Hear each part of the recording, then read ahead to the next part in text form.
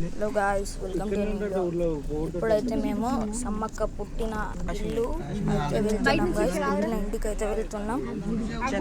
అందరూ వెళ్తున్నారు, మేము కూడా వెళ్తున్నాం. ఇది బాయక్కపేటలో ఉంటుంది, చిన్న ఊరు గాయ్స్. ఇది గాయ్స్ సమ్మక్క పుట్టిన ఇల్లు. ఇక్కడనే చాలా పబ్లిక్ ఉన్నారు, అంటే కథ చెప్తున్నాడు ఆ పెద్ద ఆయన. గాయ్స్ ఇల్లు దేవుని ఇల్లు. దేవుని ఇంటికి అయితే మనం వచ్చేసాం గాయ్స్. అయితే మనం లోపలికి వెళ్ళడానికి ఆయన పర్మిషన్ అడిగితే వెళ్ళండి అన్నాడు గాయ్స్. ఇప్పుడైతే మనం లోపలికి వెళ్తున్నాం.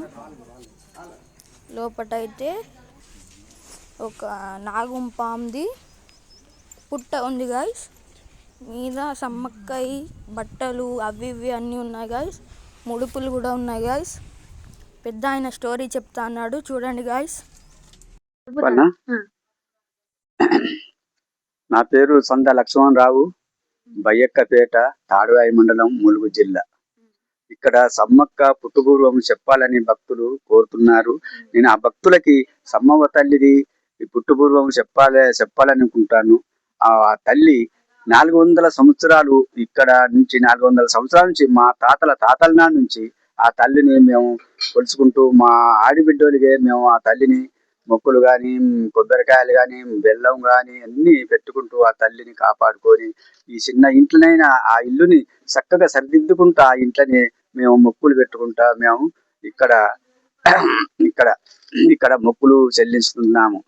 అయితే ఆ తల్లి మా తాతకి ఆ తల్లి చిన్న పిల్లోలిగే ఈ గుట్టకి సమ్మక్క గుట్ట అని ఇక్కడ ఉంటది.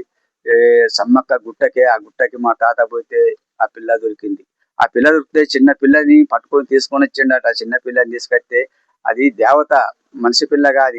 ఎత్తుకొచ్చినాక అన్ని అన్నదట కదా ఆ అమ్మాయి, ఇగో నాకు ఇక్కడ గుడి కట్టాలి, నాకు పండుగలు చెయ్యాలి, సంవత్సరానికి 3 పండుగలు చేయాలి, నాకు గుడి కట్టాలి, నాకు పెట్టేటి అన్ని కోరికలన్నీ నాకు పెట్టేటి అన్ని ఆమెకు పెట్టేటి అన్ని, ఎక్కడ పెట్టేటి చిలపెయ్యలు, పంది బిళ్ళ అన్ని ఆమె చెప్పేటి అన్ని మా తాతకి అన్ని చెప్పిందట. నేను మాత్రం మీ మనసులల్లో ఉండా, మీ దగ్గర తొక్కుడు ముక్కుడు ఉంటది, నేను ఇక్కడ ఉండలేను, నేను మళ్ళా నా స్థలానికే నేను గుట్టకపోతా, నాకు అక్కడ బావి ఉన్నది, నేను అక్కడ జలకామాడేది, నేను ఇక్కడ ఉండలేను, నాకైతే ఇలా గుడి కట్టి పండుగలు చేయండి, గద్దెలు కట్టుండి అని చెప్పి అక్కడికి మళ్ళా గుట్టకి వెళ్ళిపోయిందట.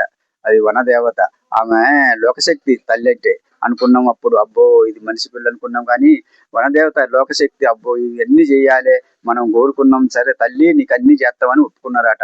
ఒప్పుకొని ఇలా గుడి కట్టిందట. ఆ గుళ్ళే పుట్ట అప్పుడు 400 సంవత్సరాల కిందటి పుట్ట అట్లనే ఉన్నది.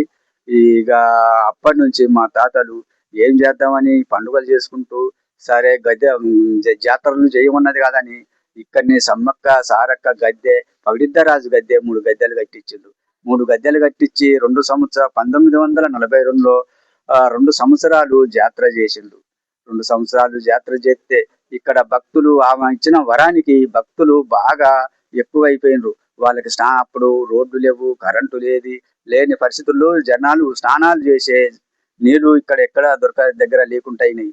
లేకుంటాయి వాళ్ళకి కన్యపెల్లి, మేడారం, బయ్యక్కపేట, ఊరట్టం 4 ఊర్ల పెద్ద మనుషులు కలిసి ఎట్లా చేద్దాము, ఈ జనానికి స్నానాలకు నీళ్ళు లేవు, ఈ తల్లిని మళ్ళీ ఎక్కడ ఉంచుదాము అని, మరి మేడారాన్ని అయితే జంపన్న వాగున్నది, లక్కడవరం నీళ్ళు ఇడతారు, అక్కడనైతే స్నానాలు చేస్తే మంచిగా ఉన్నదని చిలకల గుట్టని నిర్ణయించి ఆ చిలకల గుట్ట మీదకి ఇక్కడి నుంచి ఈ తల్లిది కుంకుమ భరణి గంట పోయి ఆ గుట్ట మీద పెట్టిండ్రు.